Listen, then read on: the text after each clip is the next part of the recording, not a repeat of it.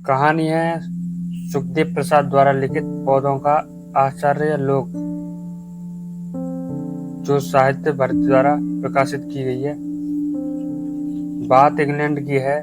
जगदीश चंद्र बसु को इस प्रयोग का प्रदर्शन करना था कि पौधों भी हमारी तरह पीड़ा अनुभव करते हैं। उनका प्रयोग देखने बहुत से वैज्ञानिक आए। जिज्ञासु नर नारियों भी की कमी भी नहीं थी। आचार्य बसु ने इंजेक्शन के द्वारा एक पौधे को जहर दिया। पौधे को क्षण भर में मुरझा जाना था, लेकिन ऐसा नहीं हुआ, क्योंकि उपस्थित जनसमूह में फुसफुसाहट शुरू हो गई। क्षण भर में जिज्ञासा का वातावरण परिहास के वातावरण में बदल गया। वैज्ञानिक जगदीश बसु आसंजवश में पड़ गए। सोचने लगे, विष का इंजेक्शन देने का पौधे पर क्यों प्रभाव नहीं पड़ा? क्या विष असली नहीं था? अगर यह विष शुद्ध नहीं है तो यह मुझ पर भी प्रभाव नहीं डालेगा। क्यों न इसकी शुद्धता का परीक्षण किया जाए। जगदीश बसु ने विष की शीशी उठाई और पी ली।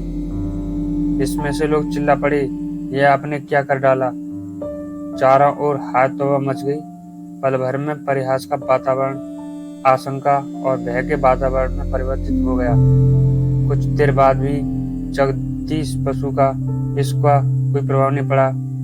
तब दर्शक स्तब्ध रह गए। इस बीच जगदीश बसु ने कहा, विष का मुझ पर कोई असर नहीं होना यह सिद्ध करता है कि विष असली नहीं था। उन्होंने अपनी दृष्टि उस व्यक्ति की ओर मोड़ी जो विष की शीशी लेकर आया था। उन्होंने पूछा, क्यों भाई, जहर असली था? उस व्यक्ति ने मंच पर खड़े होकर स्वीकार किया, शीशी में जहर नहीं था, मैंने जहर के रंग का पानी उसमें भर दिया था। युवक की बात सुनकर उन व्यक्तियों का गहरा पश्चाताप हुआ जो पौधे पर विष का प्रभाव न पड़ने पर वैज्ञानिक बसु का उपहास कर रहे थे। वैज्ञानिक बसु ने असली विष मंगाकर उसका इंजेक्शन फिर पौधे को दिया। क्षण भर में पौधा मुरझा गया। वातावरण हर्ष ध्वनि से गूंज उठा। पौधों के जादूगर आचार्य बसु ने हर्षित जनसमुदाय पर दृष्टि डाली।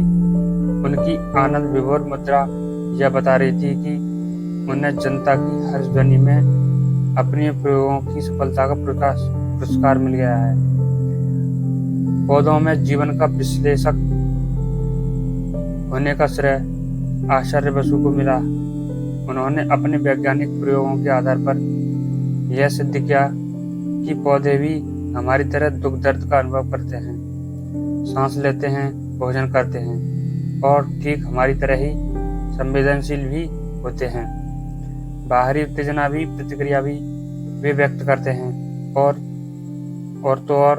जिस तरह पशु और मानव थकान का अनुभव करते हैं, उसी तरह पौधे भी थकान महसूस करते हैं। आचार्य बसु भी इस चमत्कार खोज से उन लोगों में तहलका मच गया जो अब तक मानते थे कि पौधे में भी जीवन नहीं है।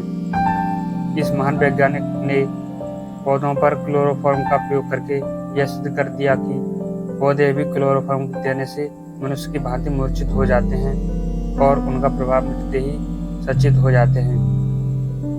इस अद्भुत प्रयोग ने वैज्ञानिकों की धारणा ही बदल दी। विज्ञान के क्षेत्र में नया चमत्कारी और क्रांतिकारी मोड़ आ गया। महान वैज्ञानिक बसु ने पौधे पर मदिरा का भी प्रयोग किया। यह देखकर उन्हें सुखद आश्चर्य भी हुआ कि मदिरा के प्रभाव से अन्य जीवों की भांति पौधे भी मदोष हो जाते हैं। वैज्ञानिक उपकरणों की सहायता से उन्हें यह स्तब्धकारी प्रयोग भी किया कि गाजर और पत्ता गोभी चाकू से काटते समय पीड़ा से कांप जाते हैं। पौधों के मन की भाषा समझने के लिए आचार्य बसु ने एक अति संवेदनशील यंत्र बनाया जिसका नाम है कैक्रोग्राफ। इसकी मदद से यह जाना जा सकता है कि पौधा एक सेकंड में कितना बढ़ता है। पौधे के इस अंग पर यदि आघात किया जाए तो वे अपनी अनुक्रिया से यह बता देते हैं कि उन्हें कष्ट हो रहा है। एक बार प्रयोग करते समय उन्होंने देखा कि पौधे की हलचल शांत हो गई और वह कांपने लगा। यह कंपन भी क्षणिक होने के साथ साथ ठीक वैसी ही थी जैसी मृत्यु के समय पशुओं में होती है। संज्ञानहीन, निष्प्रभाव, समझने आने वाले पौधों को अन्य जीवों की भांति प्राणधारी और संवेदनशील सिद्ध करके आचार्य बसु ने इस विज्ञान के इतिहास में जो युगांतकारी अध्याय जोड़ा, उसका संपूर्ण विश्व में स्वागत हुआ। महावैज्ञानिक एल्बर्ट आइंस्टीन ने आचार्य बसु के आश्चर्यजनक अनुसंधानों पर मुग्ध होकर कहा, जगदीश बसु ने जो अमूल्य और गौरवशाली उपहार संसार को भेंट किया है, उसके लिए विजय स्तंभ स्थापित ही उचित होगा। प्रसिद्ध नाटककार जॉर्ज बर्नार्ड शॉ ने यह जब उन्हें अपनी पुस्तक भेंट की तो उस पर लिखा, एक नगण्य व्यक्ति द्वारा एक महानतम वैज्ञानिक को भेंट। रोमियो रोला ने अपनी पुस्तक जान क्रिस्टोफर को जब आचार्य बसु को भेंट किया था, तब उन्होंने भावाभिव्यक्ति में लिखा था, एक नई दुनिया के पट खोलने का वाले को। लंबे समय तक लोगों में यह धारणा व्यक्त थी कि पौधे निर्जीव होते हैं, लेकिन नहीं तो पौधे भी हमारी तरह दुख दर्द का अनुभव करते हैं, सांस लेते हैं, भोजन ग्रहण करते हैं, जीते हैं और मरते हैं। यह विचार सबसे पहले वैज्ञानिक प्रयोगों के आधार पर विस्तृत किया। भारतीय विज्ञानी आचार्य जगदीश चंद्र बसु ने अपनी खोजों में यह इस निष्कर्ष पर पहुंचे कि पौधों में भी जीवन होता है, वे भी हमारी तरह संवेदनशील होते हैं, हमारी उत्तेजना ही की प्रतिक्रिया भी वे व्यक्त करते हैं। पौधे भी हमारी तरह सर्दी, गर्मी, हर्ष, विषाद, दुख, दर्द का अनुभव करते हैं। इसके पूर्व पौधों को निष्प्रभाव और संज्ञानहीन और मृत समझा जाता था। प्रकृति के इस शाश्वत सत्य को वैज्ञानिक जगत के समक्ष प्रस्तुत करने का श्रेय भारतीय वैज्ञानिक स्वर्गीय आचार्य जगदीश बसु को है। उन्होंने अपने प्रयोगों से पौधों में जीवन के लक्षण सिद्ध कर दिखाए थे। तुमने छुई मुई, जिसे मिमोसा बोलते हैं, देखी होगी।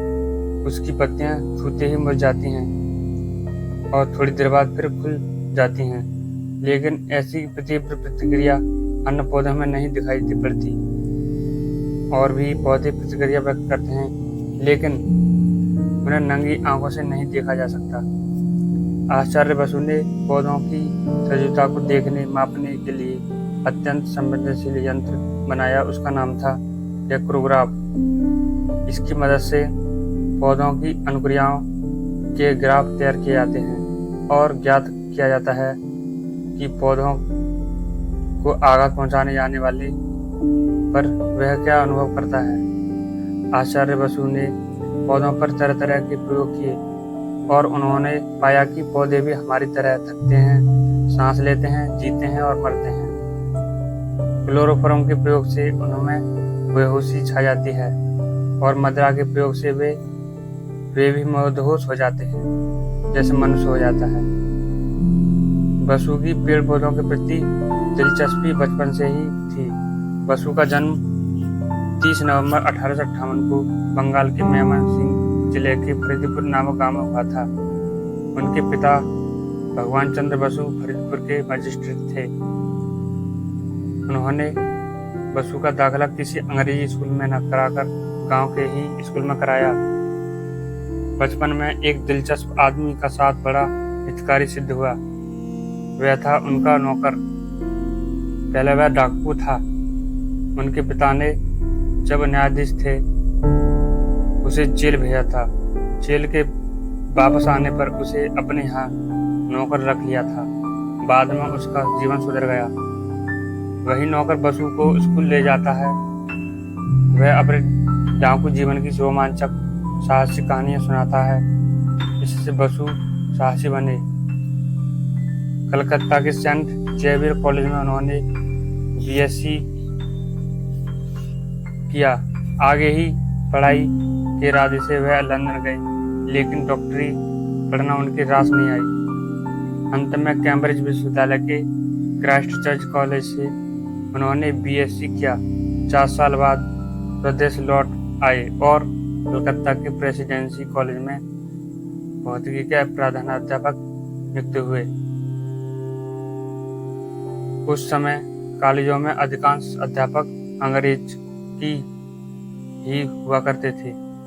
बंगाल का शिक्षा संचालन भी अंग्रेज का ही था, अतः भेदभाव की नीति बरती जाती थी।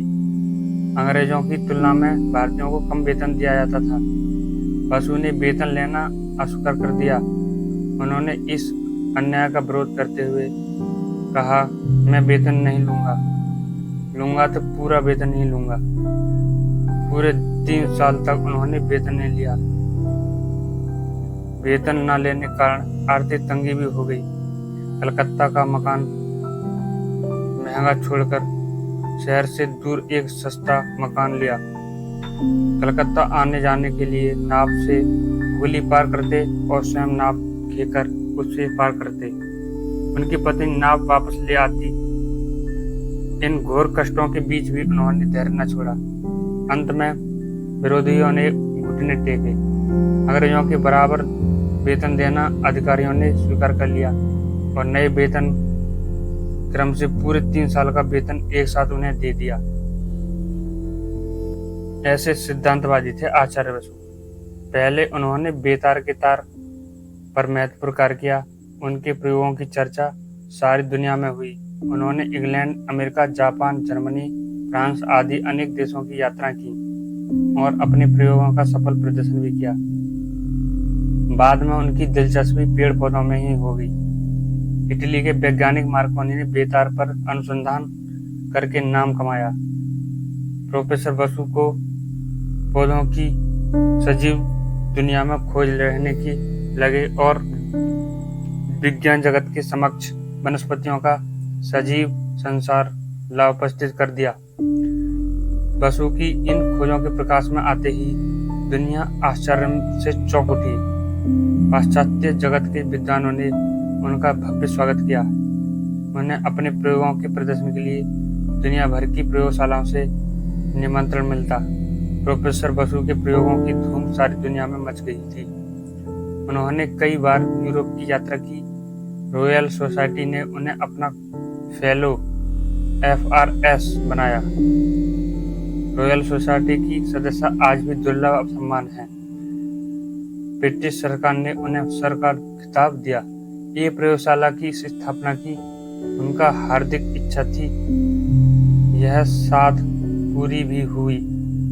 अपने जीवन की सारी पूंजी लगभग 5 लाख रुपए लगाकर 1917 में उन्होंने एक विज्ञान प्रयोगशाला स्थापित की, जिसे आज उन्हीं के सम्मान में बसु विज्ञान मंदिर कहा जाता है। जगदीश बसु एक वैज्ञानिक के रूप में विख्यात तो थे ही, उनकी विविध रुचियां भी थीं। प्रसिद्ध कवि रविंद्रनाथ टैगोर उनके अच्छे मित्र भी थे। पहली बार जब रविंद्रनाथ टैगोर उनसे मिलने उनके घर आए थे तो बसु कहीं बाहर गए हुए थे। रविंद्र चंपक पुष्पों का गुच्छा छोड़ आए थे। दोनों की सुखद मैत्री का यही शुभारंभ था। रविवार रविंद्र ने बसु को कुछ दिन साथ रहने के लिए निमंत्रित किया। बसु एक शर्त पर तैयार हुए। शर्त थी कि रविंद्र हर दिन उन्हें एक कहानी करते रहेंगे। रविंद्र की कई कथाओं के जन्म की यही कहानी है।